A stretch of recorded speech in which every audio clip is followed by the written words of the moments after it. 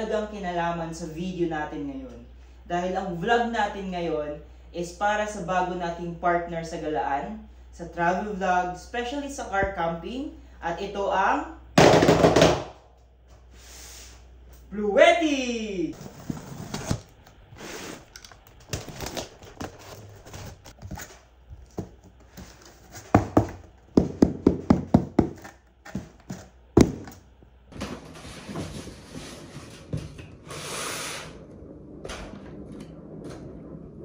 Pagkatanggal natin sa box, mayroon pang isang box. Hindi ko pa alam yung loob nito, kaya titignan natin, sabay-sabay natin malalaman. Ang binukas natin is sa pinakataas, mayroon pang isang box. Tapos, meron siyang protection. Yan. Manual. At ito na. Ready ka na, bebe? Yes. Ito na ang aming pangarap.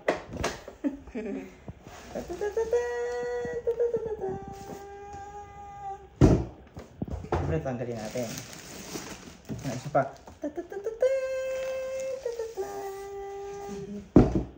Ito na ang aming bagong power station. Bluetti.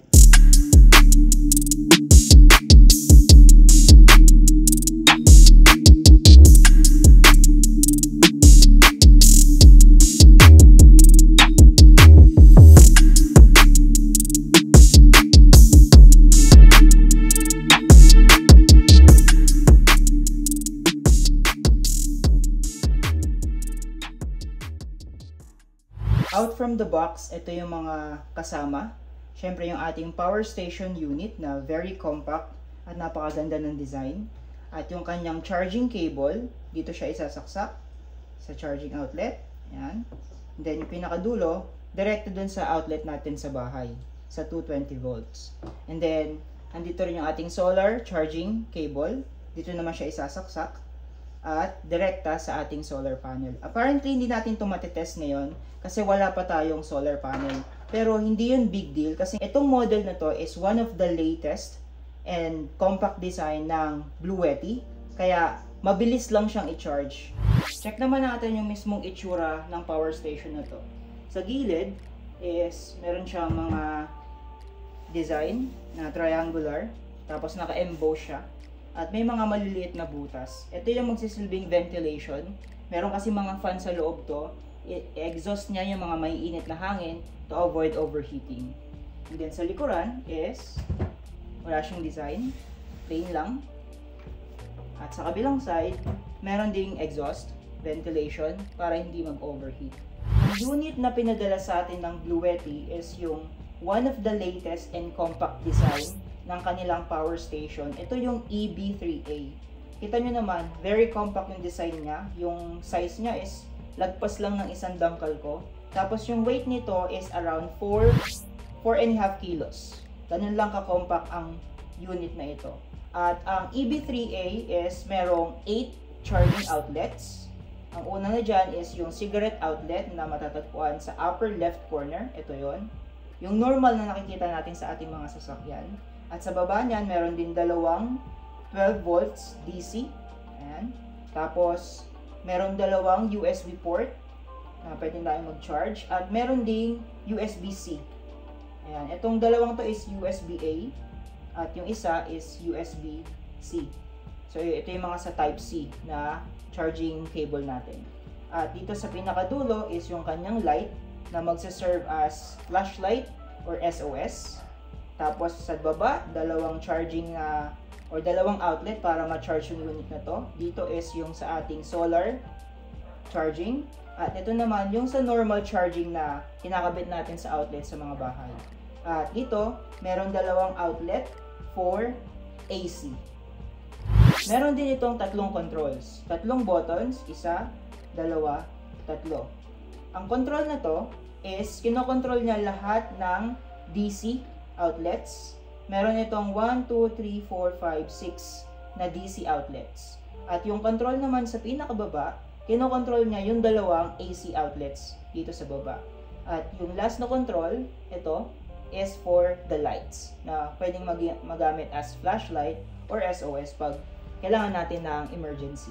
Para i-turn on yung mga charging outlets dito sa DC, sa taas, meron yung 1, 2, 3, 4, 5, 6. Ito yung kanyang button. Press nyo lang yan, lalabas sa display, DC, at magkakaroon ng green sa button. It means, gumagana na yan, pwede na tayo mag-charge. Yung dalawang outlets naman sa baba na AC, para i-turn on yan, ganun din, pindutin lang yung button. Ayan. Pag nag-green na siya, it means, activated na to, pwede na magsaksak, magpagana ng mga appliances o mag-charge. At lalabas din sa display kung ano yung mga ports or outlets na nakabukas. This time, dalawa naka-green yung buttons. Dalawa rin yung naka-display doon sa ating screen, AC at saka DC. Para naman paganahin yung ilaw, pindutin lang natin itong last button sa dulo. Isang pindot, iilaw siya. Isa pang pindot, mag-i-increase yung brightness. Isa pang pindot, mag-blink siya. At isa pang pindot, mamamatay naman yung ilaw. Ngayon, testingin naman natin yung mga saksakan kung gagana ba pag nag-charge tayo ng mga gamit. Bago ko pala makalimutan, isa rin sa feature na nagustuhan ko dito is yung pinaka-top ng unit. Kasi capable ito ng wireless charging. Ito. So, yung cellphone nyo, kung merong wireless charging feature, ipapatong nyo lang dyan at mag-charge yan. Ayun, charging na. Yan. Bagay na bagay talaga sa amin itong power station na to kasi pag nagva-vlog kami, especially pag nagka-camping, car camping kami, or any travel, madalas namin gamitin yung mga equipments na to para makagawa ng video. Ito ang aming drone, yan. Napakabilis malobat nito. Yung isang battery niya is naglalast lang ng less than 30 minutes. Dalawa lang yung battery namin, kaya kailangan namin ng charging equipments, which is ito na, yung unit namin, pwede namin i-charge. At syempre, yung aming action camera. At yung controller ng drone, china-charge din. At cellphone. So tara, testingin natin ng sabay-sabay na naka-charge dito sa ating power station. Charge ko muna itong cellphone. Sa ibabaw, yun, charging siya. Tapos yung dalawang battery namin, USB to. Dito ko i-charge. Ayan. Actually, dito ko siya i-charge. Mas gusto ko dito i-charge sa USB-C. Kasi ito yung pinaka-fast charging niya eh. Ayan. Since gusto ko ma-charge kagad itong dalawang baterya para makapagpalipad, diyan ko siya i-charge. Ayun, charging. Ayan. Tapos, i-charge ko itong aming Osmo Action Camera. Type-C din to. Dito naman. Ayan. Charging ba siya? Ayun. Charging. Pag nakapula, charging. And then, itong aming drone controller, yung RC. Ayan. Charge ko din dito. So, pwede sabay-sabay. Ayan. Charging siya. Oh, full charge pa nga ito eh. Ayun, charging. Pero full charge pa to. Wala yung display. Ayan. So, naka-display dito. Yung output is 16 and 35. Yan, yun yung karga na binibigay niya dito sa mga baterya at sa cellphone. Yan. Tapos, testingin ko din yung iba pang saksakan. Testingin naman natin yung cigarette outlet. Meron ako ditong mini vacuum na ginagamit namin sa sasakyan. Testingin natin kung gagana. Yan. Yung display. Wala. Yun. Working. Kung kailangan nyo pa ng additional USB port, kasi tatlo yung USB port na ito, 1, 2, 3, at marami pa kayong device na kailangan isaksak using USB port, pwede kayong gumamit ng ganito. Yan. So, sa cigarette port nyo siya, or cigarette outlet, sasaksak. Yan. Ngayon, meron na kayo additional 1, 2, 3, 4 na USB outlet na pwede nyong pagsaksakan. Gamitin naman natin sabay-sabay gamit yung AC outlet sa baba. Mga naka-work from home naman, gumagamit ng laptop at monitor. Syempre, very useful din to, especially dito sa Pilipinas. Out of control natin yung mga power outages. Syempre, kailangan yung may masaksakan ng power supply. At bagay na bagay yung Blue Yeti na ganitong EB3A para mabigyan kayo ng mga kuryente. Yan, kagaya nito, laptop. Gagamitin ko yung aming AC outlet na galing dito sa power station. Sasaksak ko dyan. Yun. Charging na. Yung daw? Charging. Hindi masyado kita eh. Ayan, oh. Pero, yan, charging siya. Okay.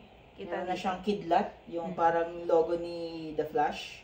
At yung extra monitor, pwede rin natin isabay yan. Sasaksak natin. Yan. Siyempre, i-on ko. Yun. Napakarami na natin nakasaksak. Meron tayong baterya ng drone, controller ng drone, yung aming action camera, cellphone, laptop, monitor, lahat yan. Lahat ng kuryente nanggagaling sa power station. At syempre, sa mga work from home, pag nag-brown out, kailangan nyo rin may internet. So, yung internet, saksak natin. Ito, yung aming router. Gamit dito sa extra outlet natin para sa USB. I-on natin. Yan o. On siya. Ayan. Siyempre, ayaw naman natin mainitan habang nag-work. Kailangan natin ng electric fan. So, electric fan. Mayroon pa tayong saksakan dito. Ang dami na nakasaksak sabay-sabay ah. Yun. Yun. Number 3. Ha? Number 3 na yan. Ayun, na-off ko pala. Yun. Oh, yan. Sabay-sabay. May mga outlet pa. Ngayon, testingin naman natin yung mga malalaking appliances like TV at electric fan dito sa ating AC outlet. Marami na tayong nakasaksak. Isaksak ko pa tong electric fan dito. Tinanggal ko muna yung charger noong sa laptop. Testingin natin yung electric fan. Number 1. Number 2. Number 3. Sarap. Lipat ko naman sa side na to habang naka-charge pa rin. Actually, full charge na yung battery ng drone namin. Tatanggalin ko na yan. Ayoko yung ma-overcharge at mag-bloated. Full charge na rin tong battery namin. I mean, controller ng drone.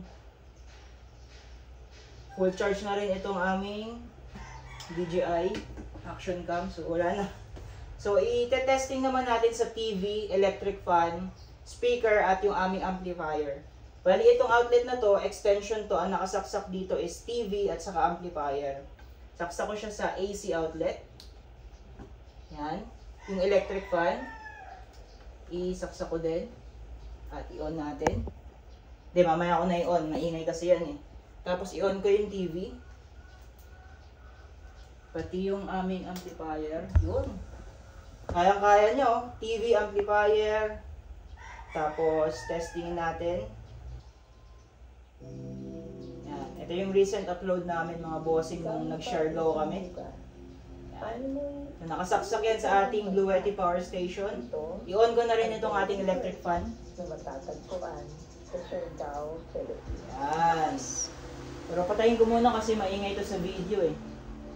Yan. Ito nga palang Blue Yeti mga bossing is capable din ng UPS. Ano naman yung UPS? Ibig sabihin nun, pwede mong i-charge itong unit habang meron ka pang mga nakasaksak.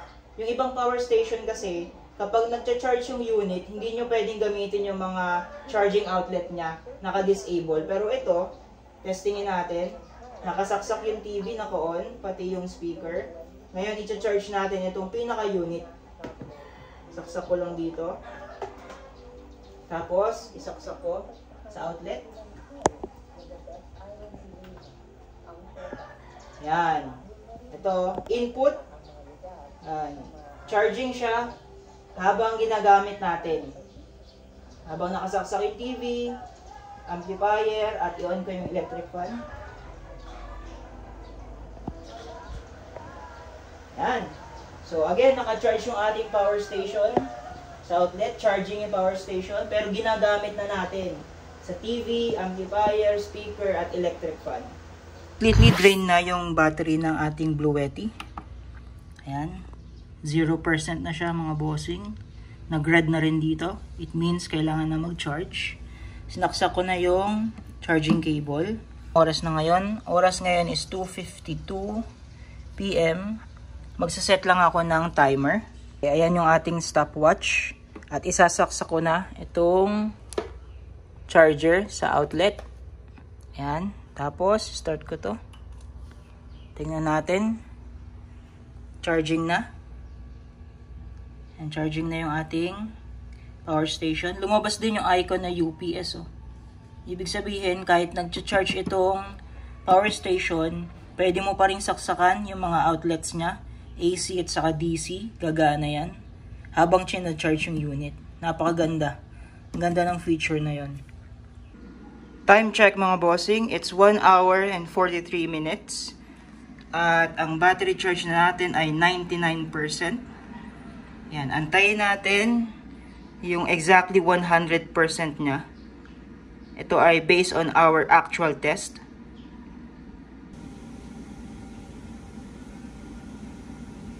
Yun, 100%. Stop timer. Yan, hugutin ko na yung saksak. Yan. Ating charge ng iPad. So, 100% na mga bossing. Exactly 1 hour and 51 minutes na full charge yung ating Bluetti. Hindi siya eksaktong 1 hour pero very impressive pa rin. Fast charging pa rin siya kumpara sa mga ibang power station na napakatagal bago ma-full charge. Ito, 1 hour and 51 minutes exactly. 100%.